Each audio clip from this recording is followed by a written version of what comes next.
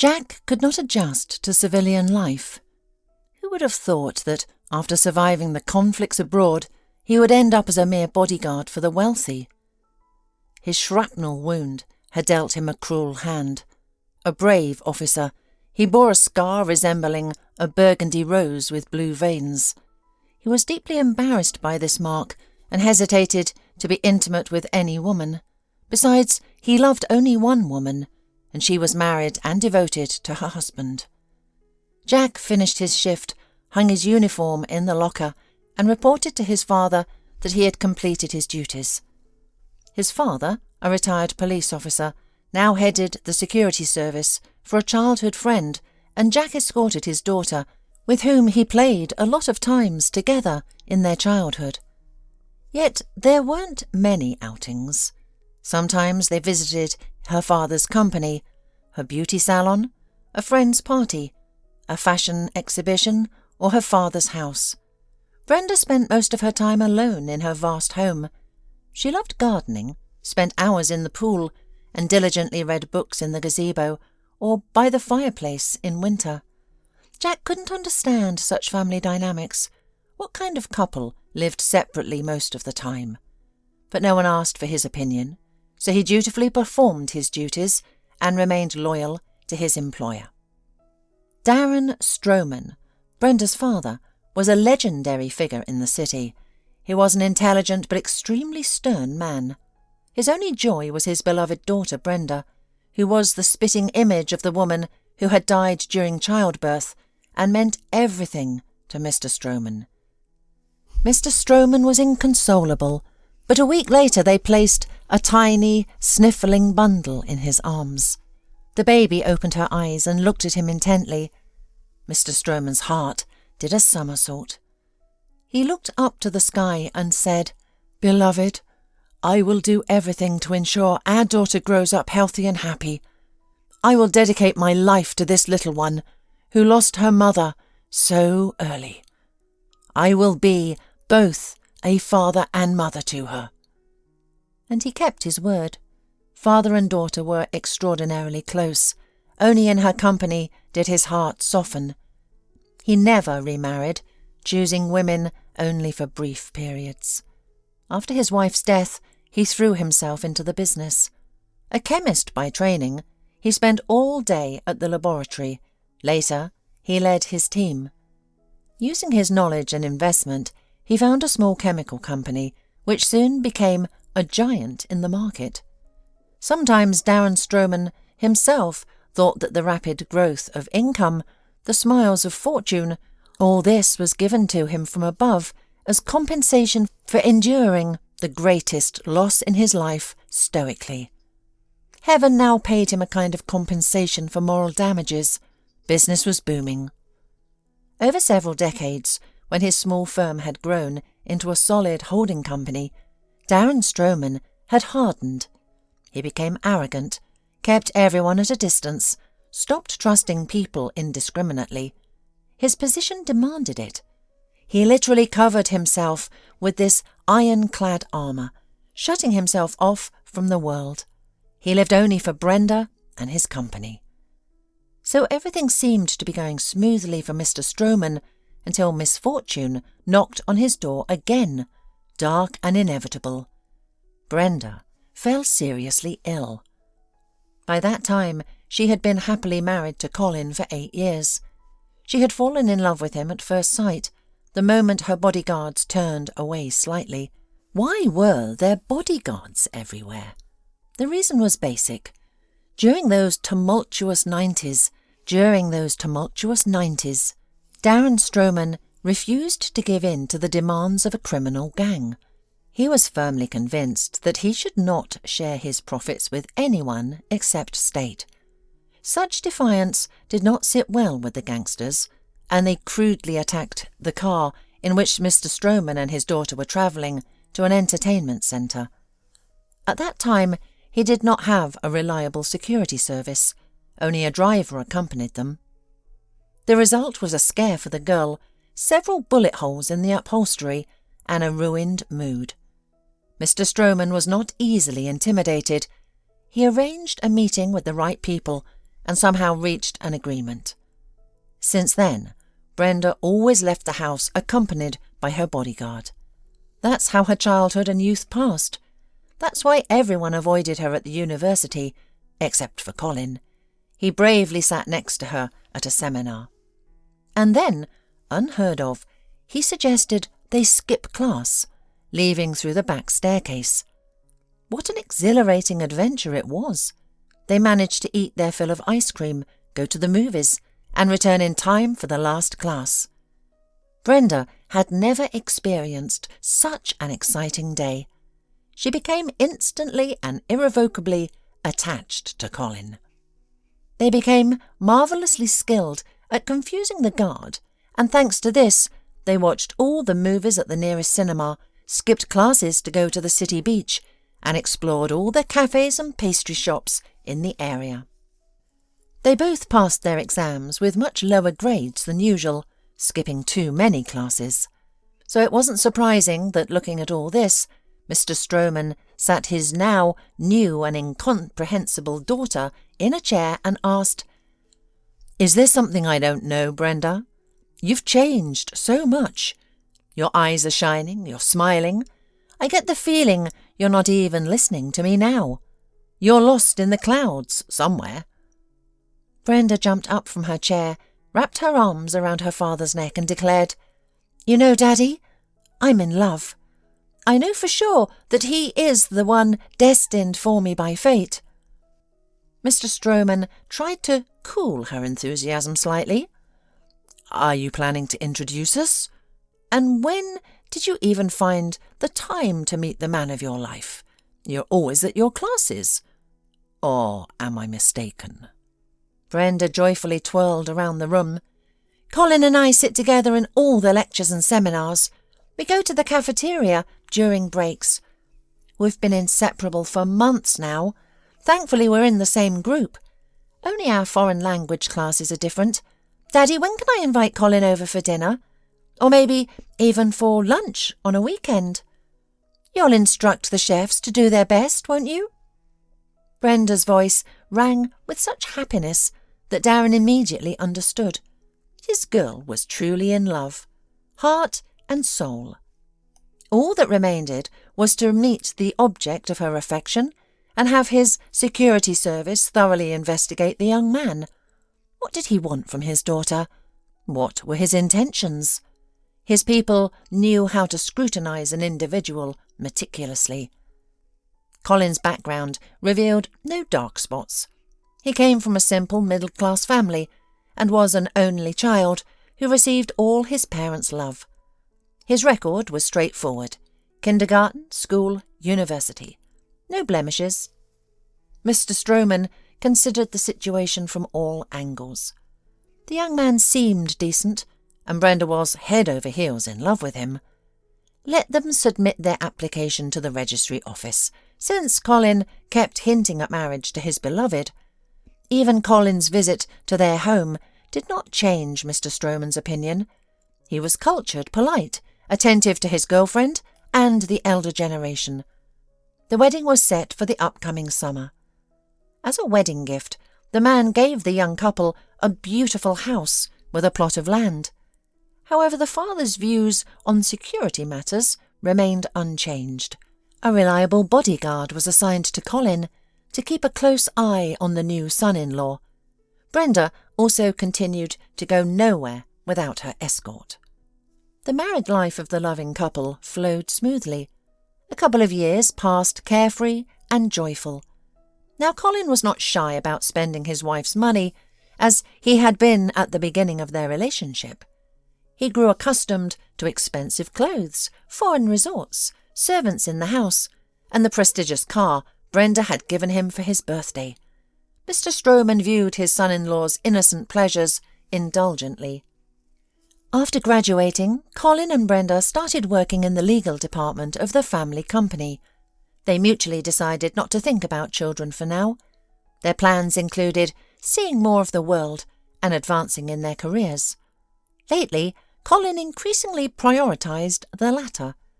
He received his first promotion and began travelling frequently on interesting business trips to the mining sites. he learned to evade surveillance, as he called the constant presence of his bodyguard. Brenda quickly began to lose the interest in her position as a lawyer. She honestly told her father, "Daddy, I earned this degree mainly because you wanted me to have a solid education. Please forgive me, but this is not my calling. I am a creative person by nature, and I'm drawn to literature, or more precisely journalism." Mr. Stroman was enthusiastic. "Do you want to get another education, Brenda? I see no obstacles. Let's find out tomorrow what documents are required." But the young woman shook her head. "I want to give Colin a child, so that part of him is always with me while he's away on his business trips." "Does his work schedule bother you?" her father immediately asked. "That can easily be adjusted. I'll give the appropriate orders right away." "No, Daddy, don't. There's no need to clip his wings. Colin loves being at the centre of events, solving legal puzzles. I've already found a solution for my plans.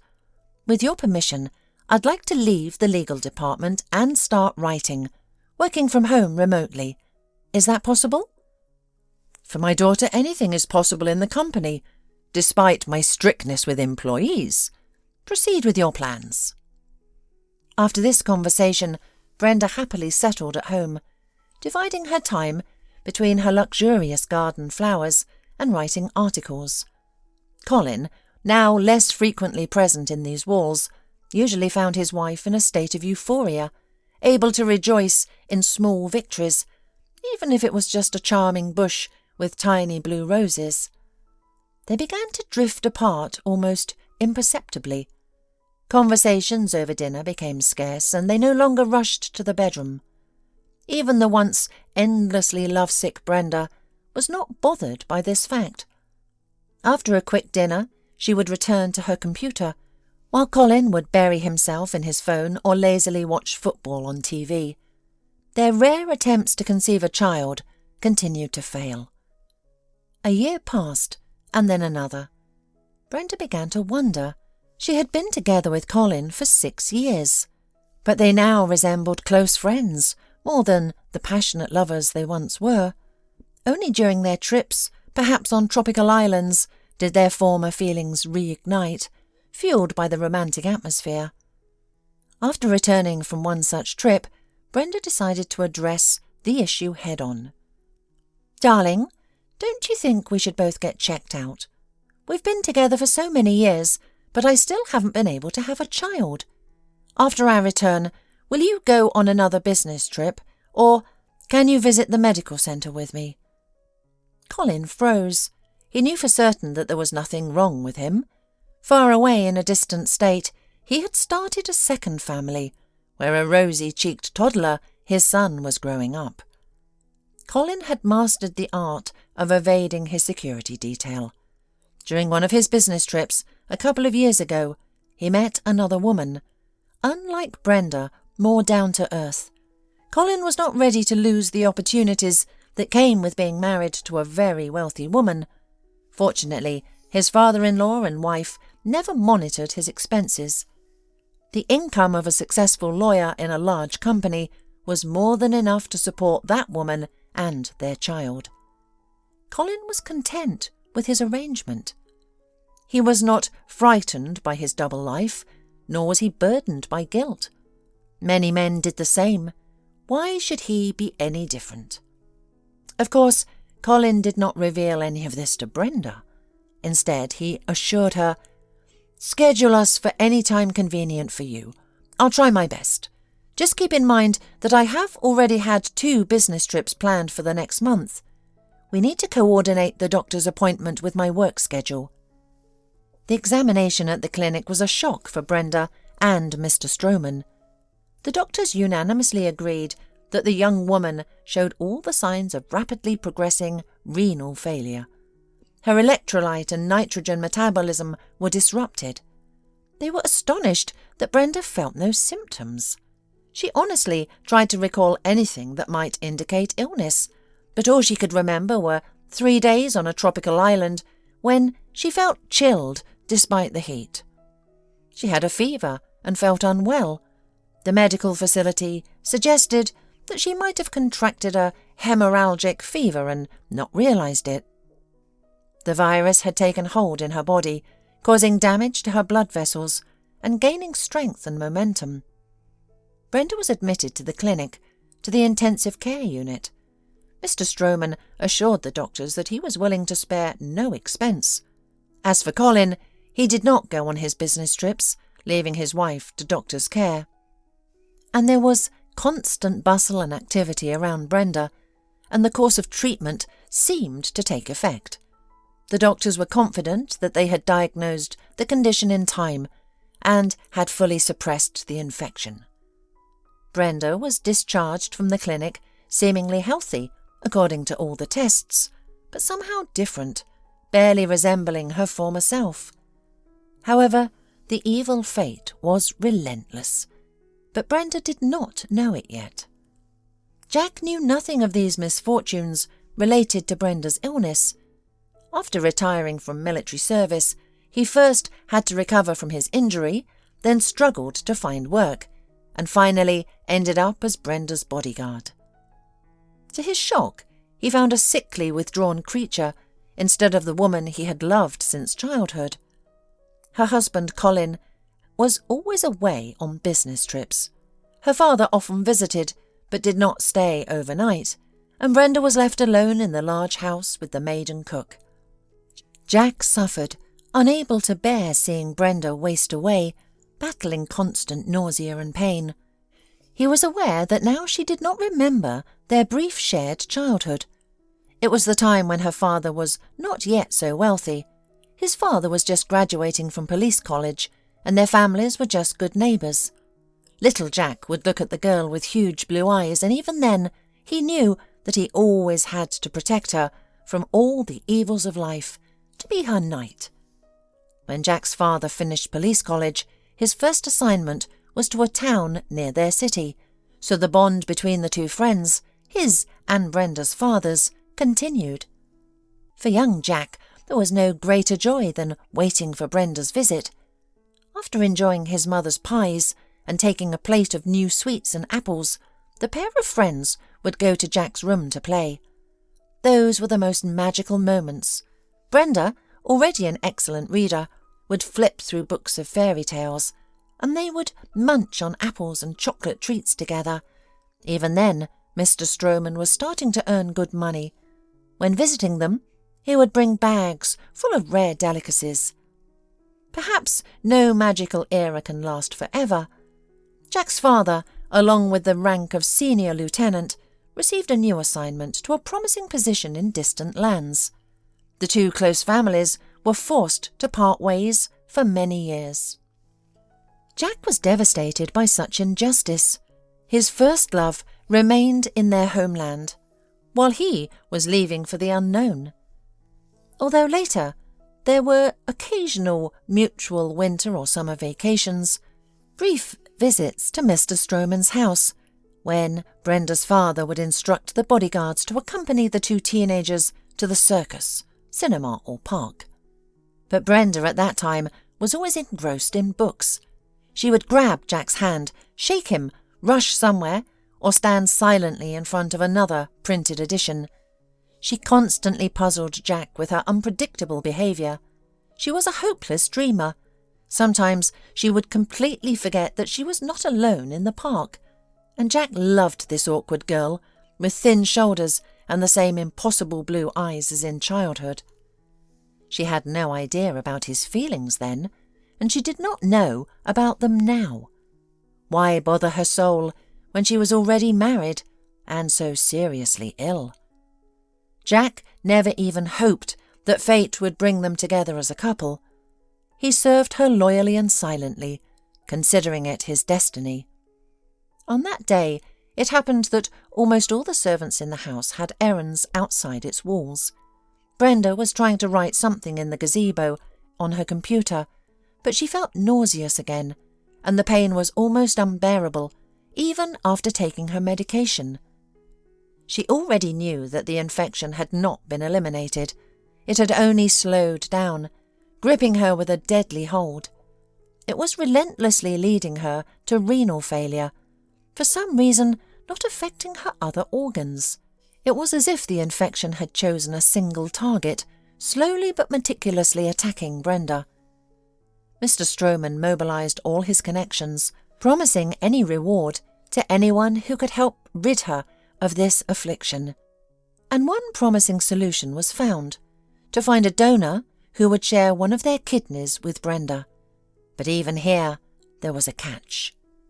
Mr. Stroman immediately took all the tests and turned out to be an unsuitable candidate for his daughter in this regard. They were physiologically incompatible for such an operation.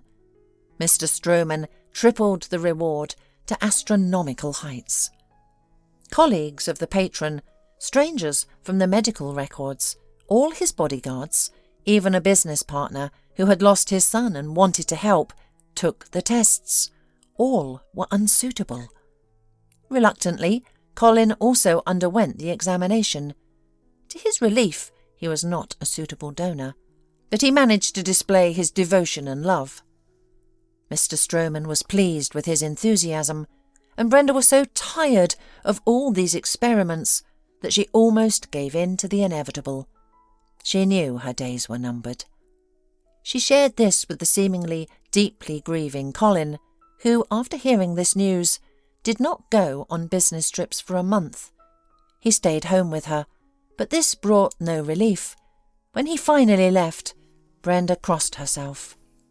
She vividly remembered a phrase she had once come across in a woman's magazine: "A sickly wife is not good for life."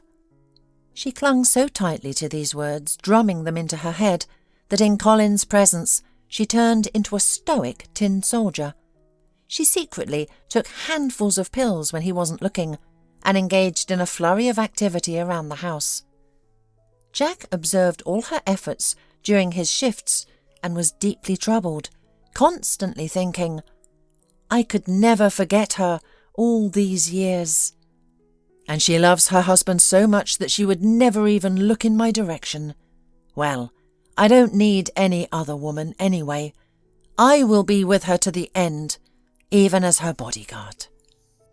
Even now, after patrolling the perimeter of the house, he decided to check on Brenda in the gazebo.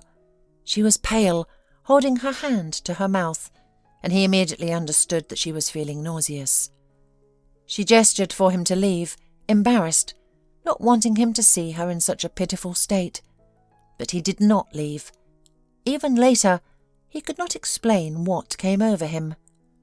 He suddenly lifted the flaps of his service jacket, revealing a grotesque reddish scar of considerable size on his right side. "Brenda, no one but my parents and doctors have seen this disfigurement.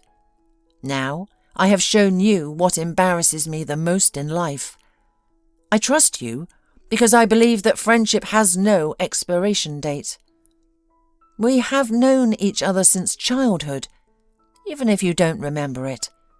Allow me to be by your side, like when we used to steal candles and apples from the bowl, and you read me fairy tales. A person must have a friend they can trust unconditionally. I want to be that friend for you." Jack wanted to add something more. At that moment, Brenda felt even worse. She rushed to the toilet, but it was too late.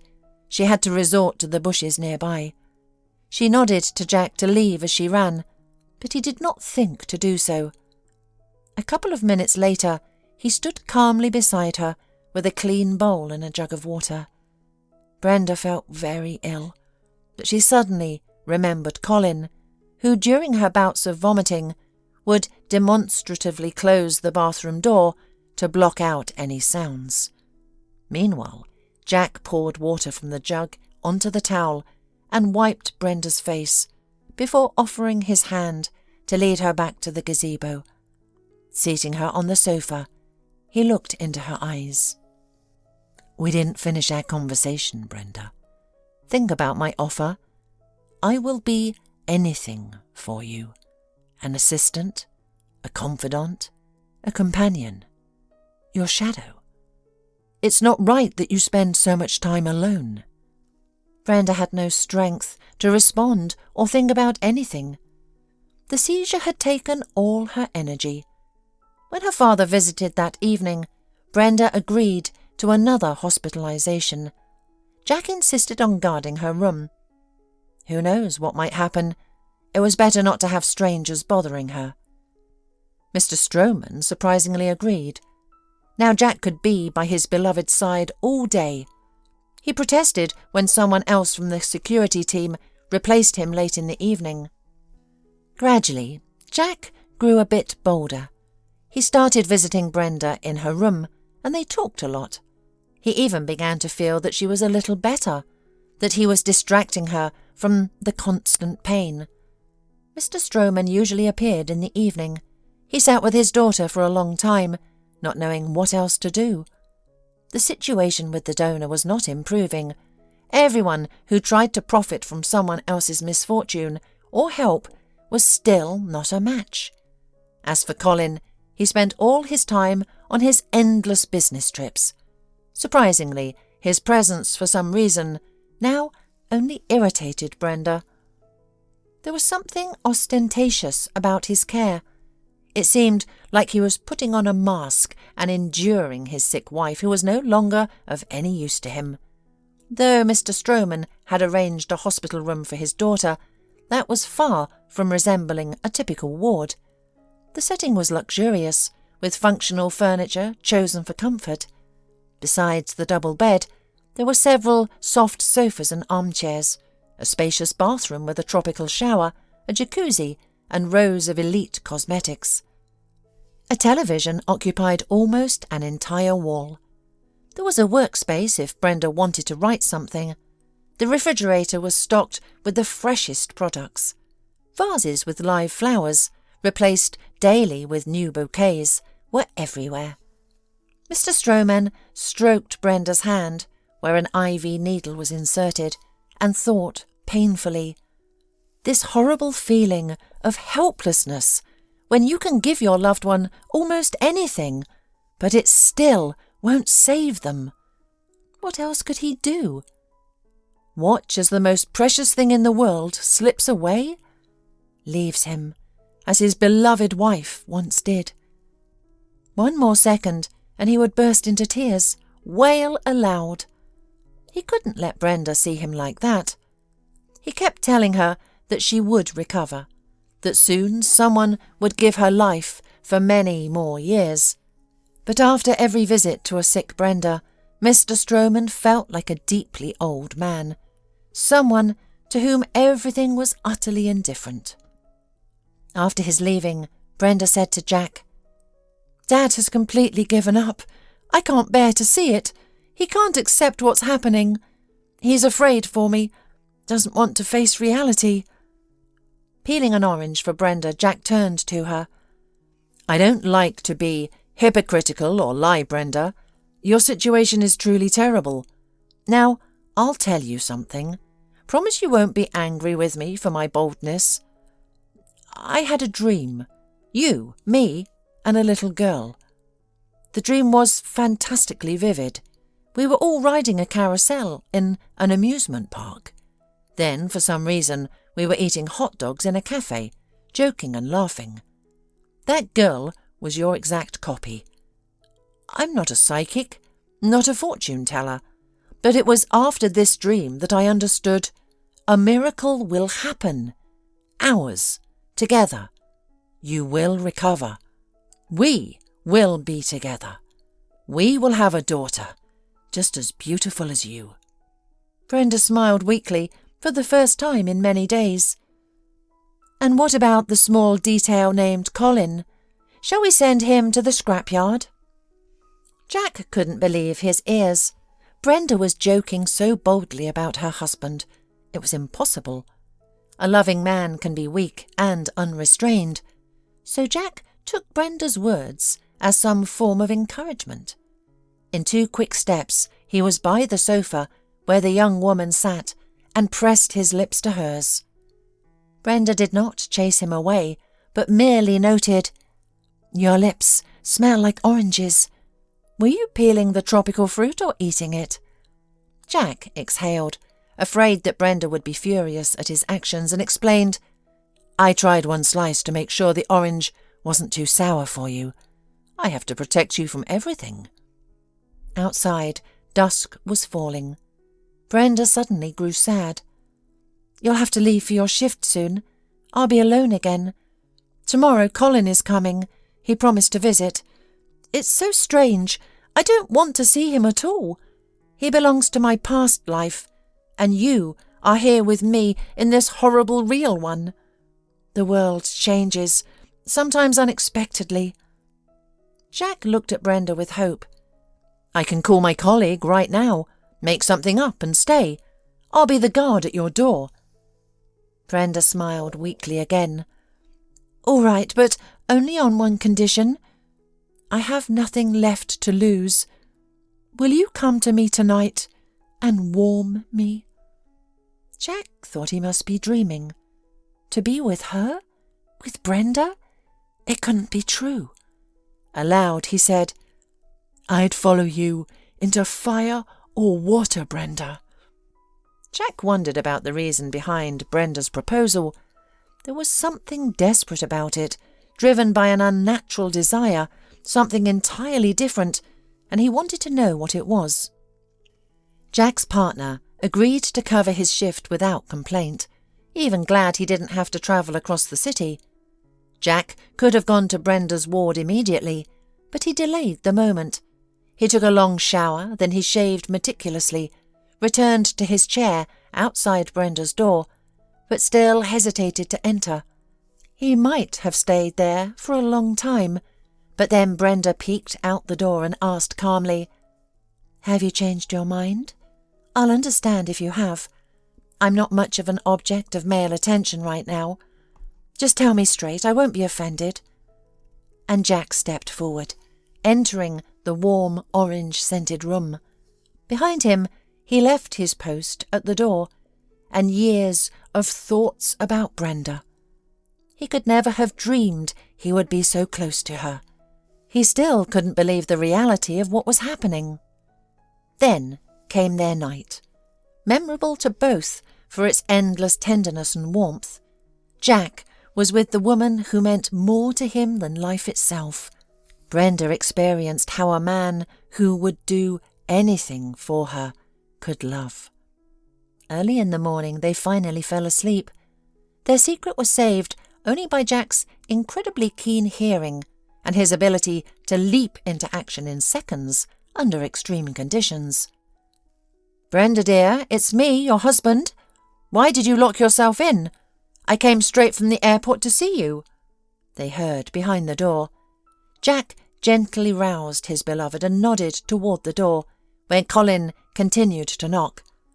Brenda calmly pointed to the large wardrobe, where Jack could hide. He felt uncomfortable in this situation, but there was nothing he could do. He couldn't put Brenda in an awkward position.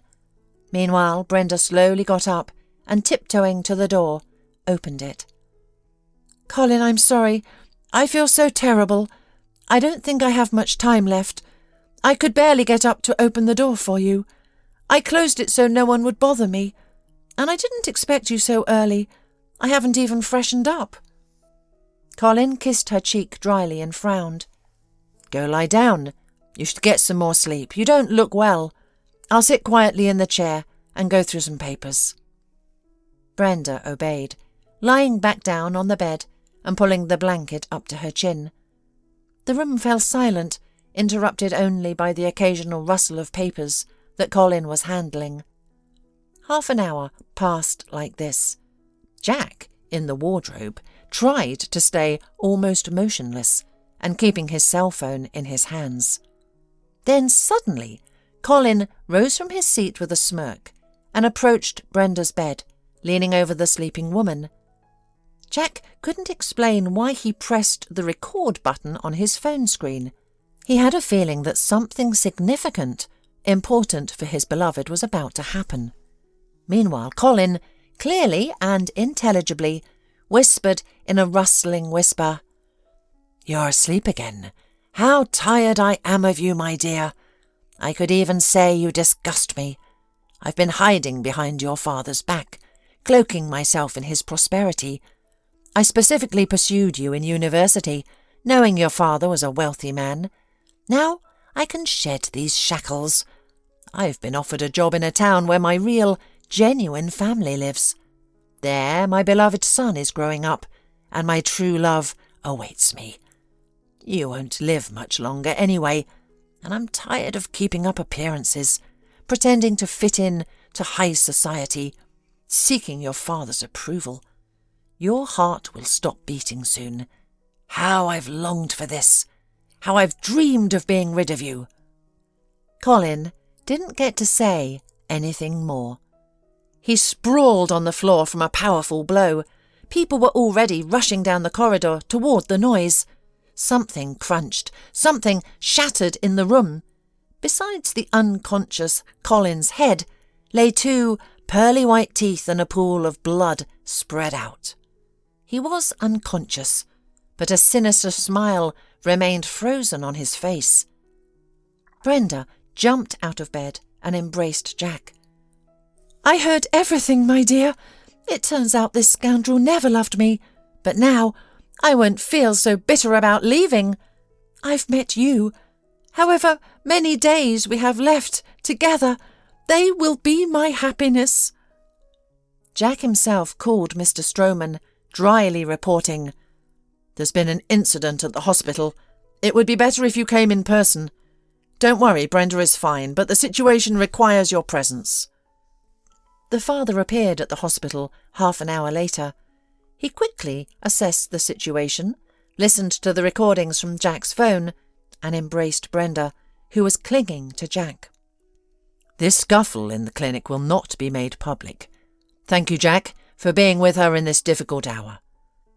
Mr. Stroman walked down the corridor crying. It wasn't hysteria. Tears just streamed down his face, and he couldn't stop them. He had taken Jack out of the room for now, promising Brenda he would return him to his post by evening. He didn't ask them anything. With some inner sense, he immediately understood that this man, now following him, truly loved his daughter. How much time she had wasted on the other one, that worthless man, unworthy of his girl's love. How cruel fate could be. A person finally finds happiness only to have to leave forever. No, he wouldn't allow it. His Brenda would live at any cost, by any miracle. Walter checked his skate laces again and smiled to himself. Who would have thought? A grown man drawn to the ice. It was all because of his rambunctious boys, who had dreamed of joining the hockey section since they were toddlers. Walter and his wife Pat teased their twin boys, calling them the 2 acrobat brothers. The boys were born athletic and coordinated. While other children played in the sandbox, they were always on the playground's mini exercise bars, spinning and twirling like little monkeys. The whole family, Walter, Pat and their twins, lived harmoniously. Walter had a tough childhood and a difficult youth. He wanted his sons to have a better life and know that they had a father who loved them.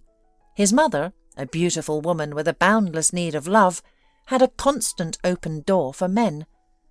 Walter remembered her state as she awaited the arrival of each new suitor.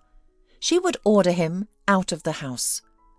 "Walter, go take a walk for a couple of hours. I have some business to attend to." Walter would obediently dress and disappear, wandering aimlessly across the city. At first he spent his time in the library's reading room. Later he joined a basketball section. His mother wasn't an antisocial person. She wasn't cruel or harsh, and he always went to kindergarten and school clean and well-groomed, never hungry. There was always a plate of porridge with butter at home, and the fridge was stocked with vegetables. Nevertheless, they lived impoverished. His mother spent too much on entertaining her lovers, drinking and constant feasts with similarly carefree friends. She was perpetually searching for the man of her life and always looked past her son, as if the shadow of another potential suitor was already looming behind him. Heavily made up, reeking of sweet perfume and stale alcohol.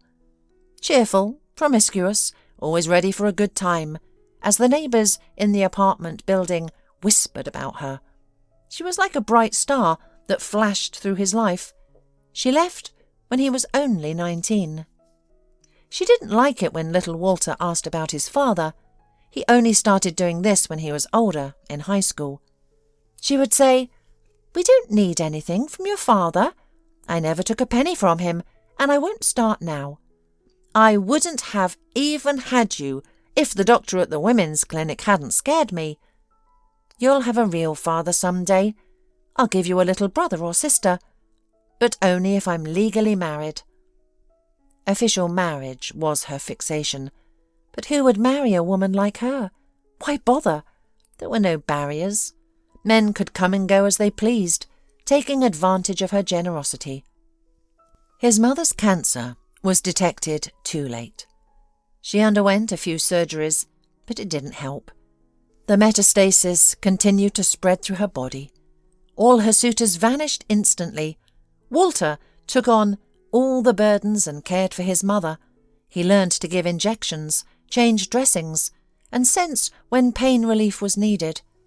He stayed by her side until her final breath, and in the end, his mother's heart wavered.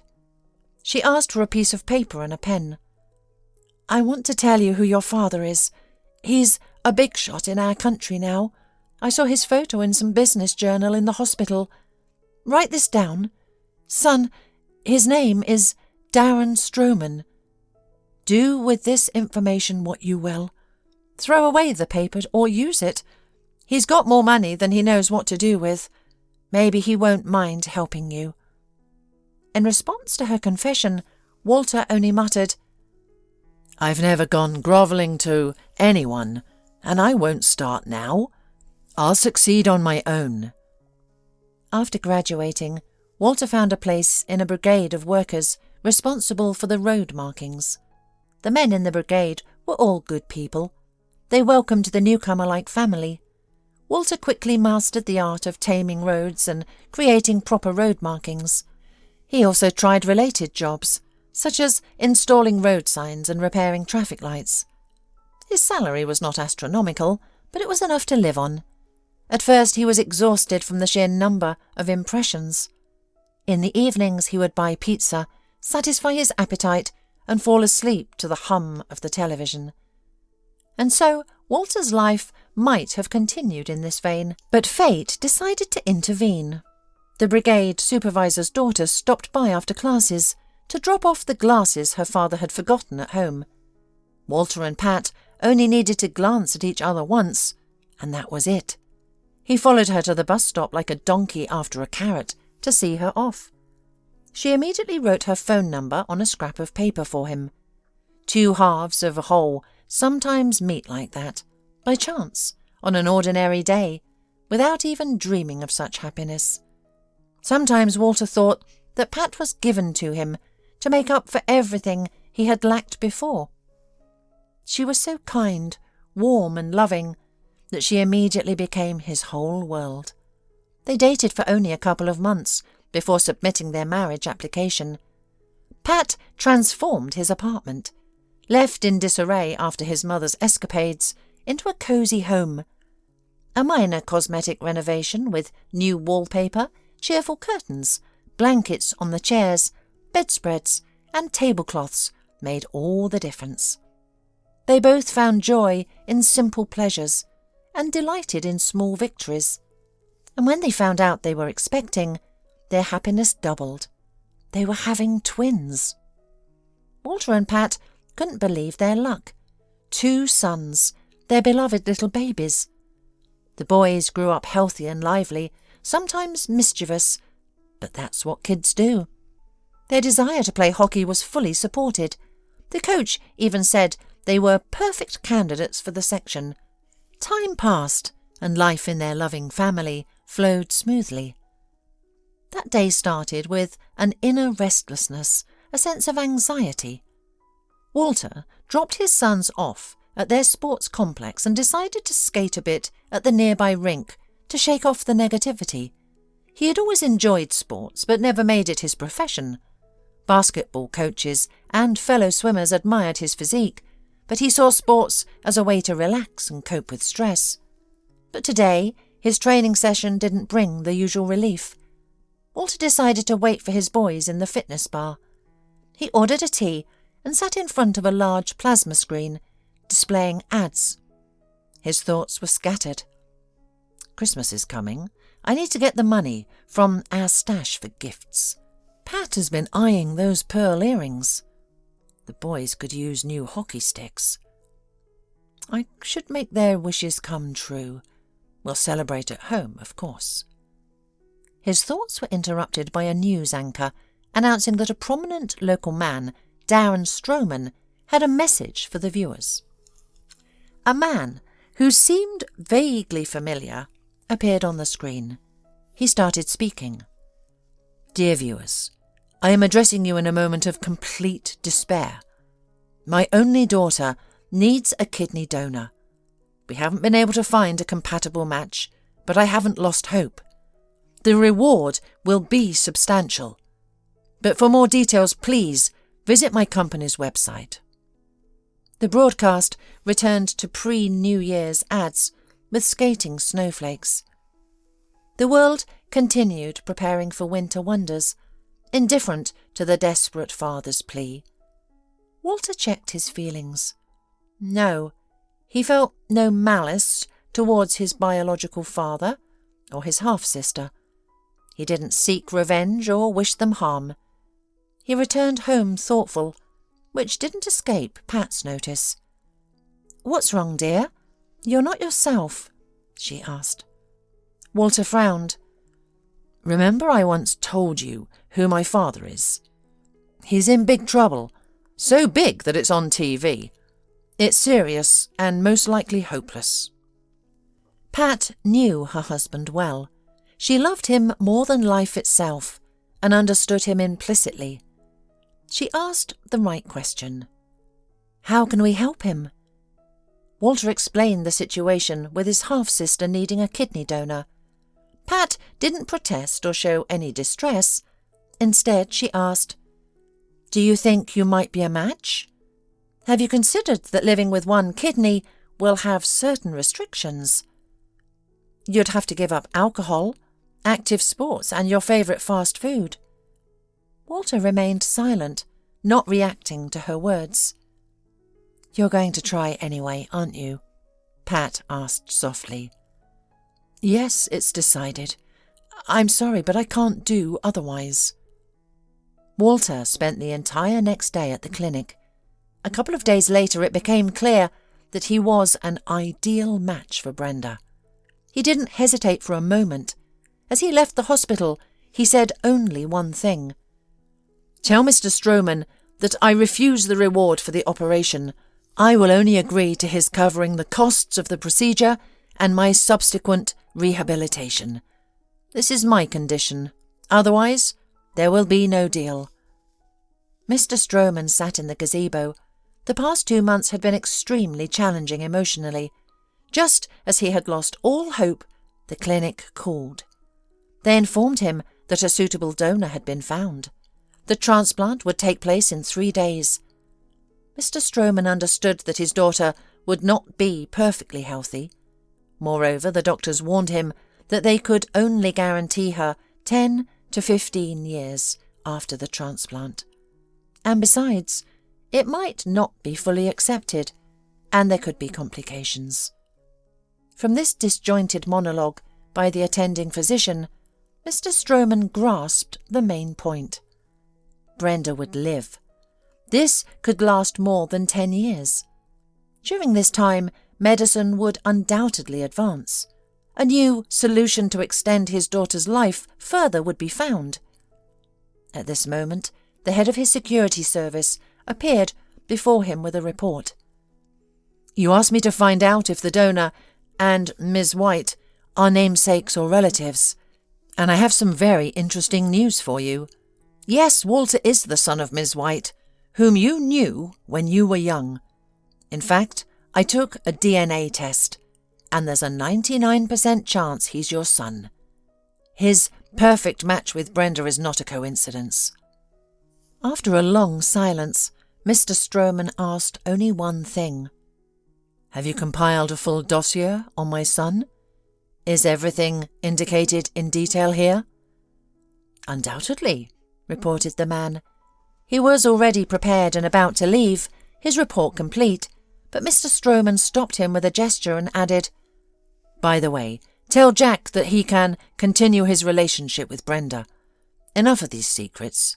I can see how Brenda always waits for his shifts. Now, when she got rid of that scoundrel Colin, who knows, we might even become relatives. I have no objections."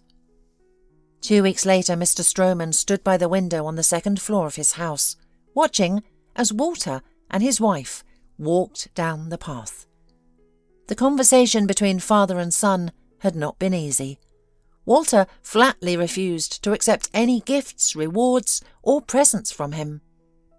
"Don't you understand? I did this not for you, but for my sister. Brenda and I became friends in the clinic and agreed to stay in touch. I'm almost 33, and the plots of tear-jerking melodramas where a father and son find each other after decades and become the closest people, that's not us. It's too late. I helped you not for some riches. I'm used to achieving everything in life on my own, and these principles of mine are unshakable." Mr. Stroman did not try to persuade him. He only shook his head firmly, sincerely thanking him for saving Brenda, and made it clear that their dialogue was over. The next day, sitting in his office at work, he summoned his secretary. "Schedule a meeting with the notary for tomorrow at 3 p.m. I want to change my will." Having given this order, he rubbed his hands contentedly and said to himself, "There will be someone to entrust my business to. Walter has grown into a good person. I am proud. We all make mistakes in life, and I will do everything in my power to correct it."